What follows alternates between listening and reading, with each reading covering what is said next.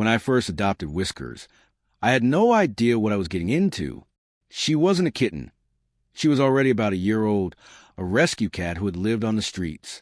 She had a kind of mystery about her, eyes that seemed to look through me rather than at me. I remember the day I brought her home. The moment she stepped into the living room, she didn't explore like most cats. No, Whiskers walked in like she was entering her kingdom, and she was its queen. She immediately climbed onto the couch and curled up on the largest cushion. I tried to encourage her to explore the rest of the house, but she barely moved. It was as if she already knew the entire place was hers to command. I laughed it off at first, thinking it was just a cat being a cat. But as the days went by, I realized there was something different about her. Whiskers wasn't the kind of cat who cuddled up to you for affection. Instead, she'd follow me around, watch me closely, and even sit right outside the bathroom door when I'd shower. She was always in the room where I was, like she was keeping an eye on me. At first, I thought it was just her being curious, but I soon began to notice the way she stared at certain things, like the fridge, the door to the laundry room, or even the hallway closet.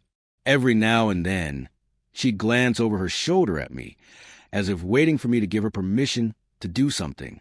And then came the first sign of her dominance. One afternoon, I sat down on a couch with a bowl of snacks to watch my favorite show. As soon as I plopped down, Whiskers jumped up and sat on the armrest, not a foot away from me. She didn't move when I nudged her or tried to get comfortable. Instead, she looked at me with that same unsettling stare. I didn't want to disturb her, but something about her presence felt like she had every right to be there, and I didn't. The next day, I placed a blanket on the couch to make it more comfortable. I sat down again, and once more, Whiskers took her place on the armrest. Only this time, she slowly stretched out and sprawled across the back of the couch like she owned it. And I swear, she looked at me as if to say, "You can sit, but I'm the one in charge here." I tried to take control, moving her to the floor, setting boundaries, but it never worked. She didn't seem to care about the usual cat boundaries I had read about. She would follow me from room to room, always making sure to be where I was. At night, she'd jump on the bed, curl up right at the foot, and even when I had to get up for a drink, she'd growl lightly, like she was warning me that this was her space. The more I observed, the more it became clear. Whiskers wasn't a cat. She was a ruler. I woke up one morning to the faint sound of scratching. When I went to investigate, I found Whiskers standing in front of the laundry room door, pawing at it relentlessly. I opened it, curious to see what had caught her attention. The room was empty, except for some cleaning supplies, but she seemed obsessed with that spot, and from that day on, she spent an unhealthy amount of time near that door. I tried to ignore it, thinking it was just a phase, but the scratching continued, louder now, as though she was trying to communicate something. Soon after, I noticed something strange. The house began to feel off. At first, it was subtle. I forget where I place things, and sometimes I'd find my keys in the most bizarre locations, like on a windowsill or tucked inside the couch cushions. I thought I was just being forgetful, but then the strange occurrences grew.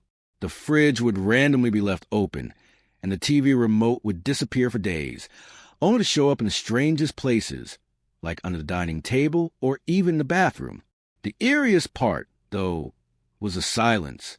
The usual hum of the house, background noises, the ticking of clocks, the occasional creak of the floor, had suddenly gone completely still, almost as if the house itself had stopped working properly. Whiskers, on the other hand, seemed perfectly at ease. She began to patrol the house more frequently, not just following me, but taking the lead, strutting around like she had a clear agenda. If I didn't follow her, she'd sit and stare at me, as if urging me to catch up. One evening, I went to the kitchen to prepare dinner and left the living room empty for a while. When I returned, I found the lights dimmed, the TV turned on to an old movie I never watched, and Whiskers sitting in the middle of the room, staring at me. There was something about her gaze that felt unsettling, almost like she had orchestrated everything. The lights, the TV, the sudden coldness of the room. It wasn't just the environment. My routine, my space. It all felt different, invaded. I tried to bring back some order. I cleaned up, rearranged a few things. But no matter how hard I tried, the house felt like it was slipping away from me. It was as if Whiskers was subtly taking over, making everything feel hers. Then came the biggest sign. One night, I had invited a few friends over. As we sat in the living room, Whiskers entered, gave a single glance at everyone, and jumped onto the couch. She slowly started to walk across the seats, stepping over people's laps and making herself comfortable in the exact spot I usually sit. No one dared move her, and I felt a twinge of something dark stir within me. Was it fear, or was it the realization that she truly owned this house? The truth came to me on one sleepless night. I couldn't ignore it any longer. Whiskers' presence had taken on an almost otherworldly air, something beyond simple feline behavior. I found myself researching the history of the house, trying to understand why everything seemed to be changing. That's when I came across an old article about the previous owners, a couple who had mysteriously disappeared. The article didn't provide much detail, except for one eerie tidbit. They had adopted a cat shortly before their disappearance. I decided to confront Whiskers that night, to get to the bottom of whatever was happening.